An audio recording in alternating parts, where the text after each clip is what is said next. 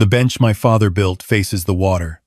He cut the planks himself from a white pine that fell during the winter of 1974, sanded them smooth on a Sunday afternoon while my mother watched from the kitchen window. I know this because she told me the story every summer we came up here, right up until the summer she couldn't anymore. I sat on that bench for a long time the morning everything changed, long enough to watch the mist lift off Lake Vermilion and disappear into nothing, long enough to understand that some things, once broken, don't go back together. My wife Carol and I bought this property in 1989. We had been married 11 years by then, and our son was 6 years old and obsessed with frogs. The first thing he did when we pulled into the gravel driveway was run straight to the water's edge and flip over rocks. Carol laughed so hard she had to lean against the car. I can still hear it. That laugh was the first thing I fell in love with, back in 1976, when we were both too young to know what we were doing, and it was still the thing I loved most about her the day she died. She passed in March of 2019. Pancreatic cancer. 4 months from diagnosis to the end, which the doctors said was fast, as though fast was something to be grateful for. I suppose in some ways, it was. She didn't suffer long, but 4 months was not enough time. No amount of time would have been. I spent the following year learning how to live alone in our house in Duluth. I figured out how to cook things beyond scrambled eggs. I figured out that silence has different qualities depending on the hour, and that 3 in the morning is the hardest one. I figured out that grief doesn't move in a straight line, that it doubles back on you when you least expect it, that you can have a perfectly ordinary Tuesday, and then open a kitchen drawer and find one of her grocery lists, and be completely destroyed for the rest of the afternoon. My son called me every Sunday. I appreciated that. He had moved to the Twin Cities after college, married his wife 6 years earlier, and they were living in a rental apartment in St. Paul that he complained about constantly. The upstairs neighbor walked too heavily. The parking was impossible. The landlord raised the rent every year without fixing anything. I listened to all of it. That's what fathers do. In the spring of 2020, he called with a different kind of question. He and his wife wanted to know if they could stay at the lake house for a while. Just temporarily, he said. His company had gone remote. Her job had some flexibility, and they thought it might be good to get out of the city. The apartment lease was up in June. It would just be for the summer, he said. Maybe through the fall. I told him yes. Of course I told him yes. It was his childhood home in every way that mattered. He had learned to swim off that dock. He had caught his first fish from that aluminum rowboat I kept in the boathouse. Carol had pressed wildflowers from that property into a journal she kept for 30 years. Saying yes felt like the most natural thing in the world. I drove up in May to get the place ready. Aired out the rooms, checked the pipes, stocked the pantry. I moved some of Carol's things into the back bedroom. Her sewing boxes, her journals, a set of quilts she had made over the years. Each one a record of some part of our life together. The blue and white one from when our son was born. The one with the deep reds and golds she finished the winter before she got sick. I arranged them carefully on the shelves she had always used, and I closed the door. They arrived on a Saturday afternoon with a moving truck. I want to be precise about that detail. A moving truck. Not a car packed with bags for a summer stay. A full moving truck with furniture and boxes, and a flat-screen television that was, I noted, considerably larger than mine. I didn't say anything. I helped them carry things in. My daughter-in-law had always been a particular kind of person. I am trying to choose the right word here, and the right word is entitled, though I didn't let myself use it for years, because I didn't want to be the kind of father-in-law who couldn't accept his son's wife. She came from a family with money, more money than we had, and she had a way of looking at things, at rooms, at furniture, at other people's choices that made you feel subtly insufficient. She never said anything outright cruel. She was too smart for that. It was always something smaller. A comment about the old appliances being charming. A pause before complimenting the curtains that lasted just a beat too long. I stayed for a week to help them settle in. By the end of that week, I understood that the temporary arrangement had a different definition in her mind than it did in mine. She talked about the property the way a person talks about something they already own. She made comments about what she would change. The kitchen could use updating. The back porch railing was an eyesore. The boathouse was wasted space that could be something much more interesting. I nodded through all of it and drove back to Duluth, telling myself she was just excited, that she would settle in, and it would be fine. The summer passed. Fall came. I called my son every Sunday, same as always, and asked how things were going. And he said fine, really good. Actually thinking about staying through winter. The remote work was going well. I said okay. Winter. Then another spring. I visited twice in that first year and felt, both times, like a guest in my own house. Not because anyone said anything openly. It was subtler than that. The furniture had been rearranged. New things had appeared, her things, their things, and old things had migrated to less visible places. Carol's photograph that used to sit on the mantel was on a shelf in the back hallway. When I mentioned it, my daughter-in-law said she thought it would be safer there, less likely to get knocked over. Said it very reasonably, and I had no clean response to that. I moved it back to the mantel after they went to bed. It was back in the hallway by the time I left. The second year turned into a third. I stopped asking when they were planning to find their own place, because the answer had become a kind of soft runaround that left me feeling worse than if he had just told me the truth. Things were expensive. The market was impossible. They were saving up. They needed more time. I want to address the saving up part directly, because it matters to what happened later. In the 4 years my son and his wife lived in that house, they paid no rent, no property taxes, no utility bills, no maintenance costs. Those were all mine. I covered the propane, the electricity, the water treatment, the dock repairs, the boathouse roof that needed replacing in year 2. I am not saying this to make myself sound like a martyr. I am saying it because when my son later told me they didn't have much saved, I had to sit quietly with what that meant. 4 years of zero housing costs. 4 years in which a disciplined couple could have banked somewhere north of $100,000 for a down payment. What they chose to do with that freedom is its own answer. In year 3, my daughter-in-law's parents visited for 2 weeks in August. That was the summer the dynamic shifted in a way I could no longer explain away. Her parents were pleasant enough to my face, but I heard things through the walls of my own house that I was not supposed to hear. Conversations about the property, about how much it would be worth if updated properly, about what a shame it was that it hadn't been maintained to its potential. Her father made a comment at dinner one evening about the value of lakefront property on Vermilion and how it was really a significant asset. He looked at his daughter when he said it, not at me, at her. I drove back to Duluth earlier than I had planned. What happened in October of year 4 started small, the way the worst things always do.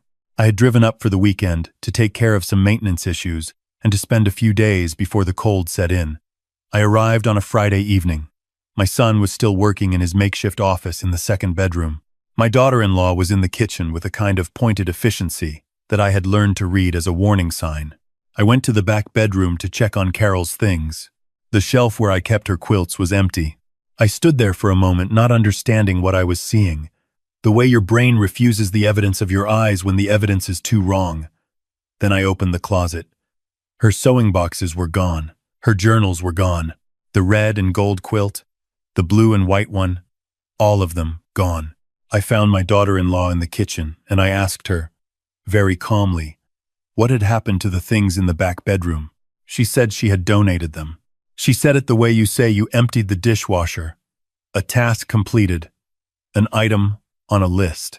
She said the room needed to be cleared out because they were thinking of turning it into a proper home office, and that the quilts were old and she hadn't thought I was still attached to them, and that the donation center was doing a textile drive anyway. So it worked out. I asked her which donation center. She named it. I drove there the next morning when they opened. The woman at the intake desk was kind and apologetic. The quilts were gone. The textile drive had moved items out immediately. She had no way of tracking where they went from there. Carol had spent 11 winters making those quilts. The red and gold one took her 3 years. She had talked about it at the dinner table, held up squares to the light to check the seams, spread it across the bed to see how the colors were coming together. It was not old and unwanted. It was the last large thing she made with her hands, and it was gone because my daughter-in-law had decided she wanted an office. I drove back to the lake house and I sat on my father's bench for a very long time. My son came and found me there around noon. He sat down beside me and he said he was sorry about the quilts, that he hadn't known she was going to do that. And I believed him about the not knowing. What I noticed was that he didn't say it was wrong. He said he was sorry, which is a different thing. I asked him directly what the plan was, when they were going to move out, what the timeline looked like. He shifted on the bench and gave me a version of the same soft runaround, but this time with an addition. He said that he and his wife had been talking, and that the house made a lot more sense for them than for me. I was retired. I had the place in Duluth. They needed the space. They were thinking about starting a family, and this was the kind of place to do that. And wouldn't I want to keep it in the family? He said it all in one breath, the way people do when they've rehearsed it. He was describing a future in which his father's house became his house and calling it keeping it in the family. I told him I needed to think. He nodded, clearly having expected a different answer, and went back inside. I stayed on the bench until the sun moved behind the tree line, and the air coming off the water turned cold. I thought about Carol. I thought about the bench my father built. I thought about my son at 6 years old, running for the water. I thought about the empty shelf in the back bedroom. I thought about a conversation I had heard through a wall about significant assets and potential. There's a moment in a man's life, if he's lucky enough to reach it, where he stops making decisions based on what he hopes people will do, and starts making them based on what the evidence says they will do. I had spent 4 years hoping. The empty shelf ended that.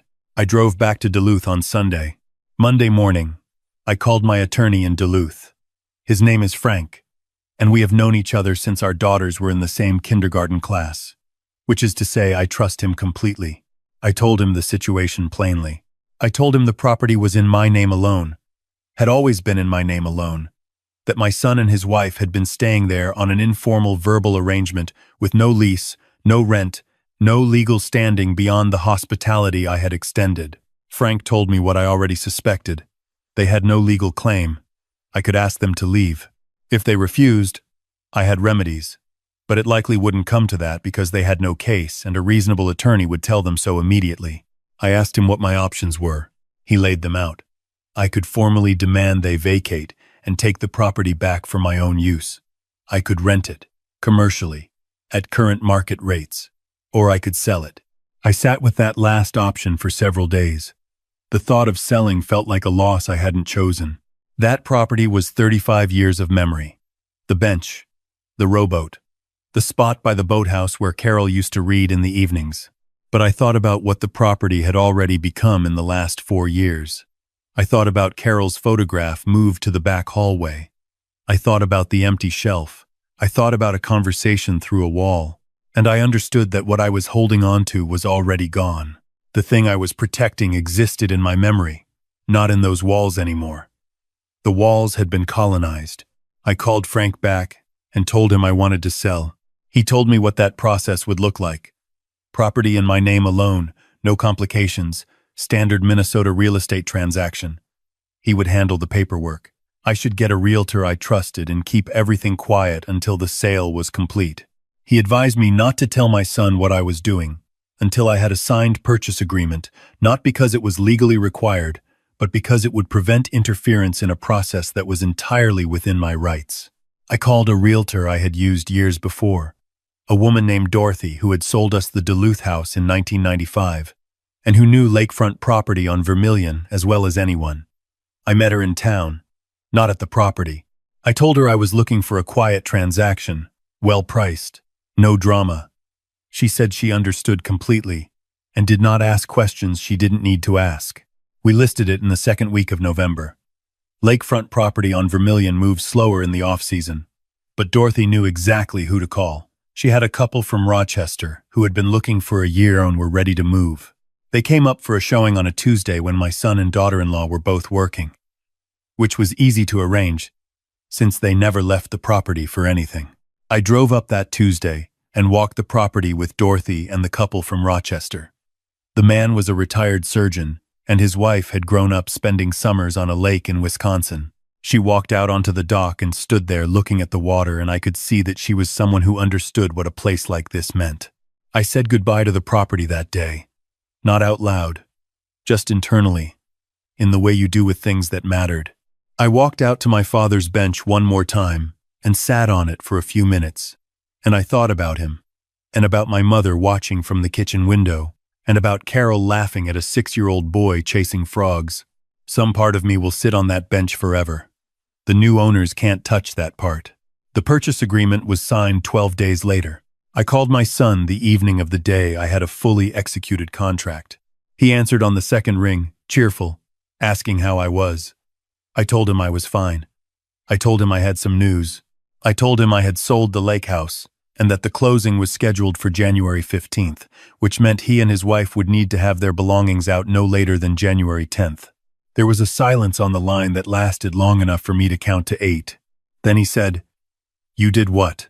I told him again, clearly and without any particular emotion in my voice, because I had practiced this part. I had sold the property. The new owners were a couple from Rochester. The closing was in January. He had about 6 weeks to make arrangements.